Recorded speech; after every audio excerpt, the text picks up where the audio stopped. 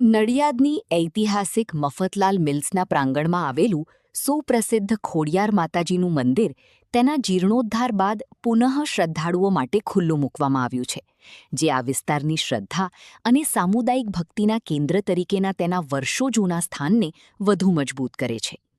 મફતલાલ પરિવાર આ ભૂમિ સાથે જોડાયો તે પહેલાંથી આ સ્થાન અત્યંત પવિત્ર માનવામાં આવતું હતું.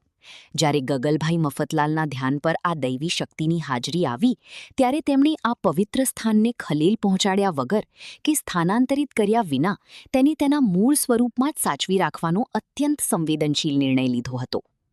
मेरा नाम विशेष वर्मा है। मैं अरविंद मफतलाल ग्रुप का कम्युनिकेशन हेड हूँ और आज हम नडियाड में हैं खोडियार माता के मंदिर का रीइनॉग्रेशन करने।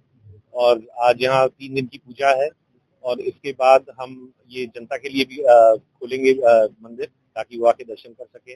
पिछले 121 सालों में माता का आशीर्वाद इस मिल में रहा है, नडियाड के वासियों पे रहा है, मफतलाल के ऊपर रहा है और हम यही दुआ करते हैं कि हमेशा से ये नजर बनी रहे माता की और हमें ऐसे ही उनका आशीर्वाद मिलता रहे। Thank you.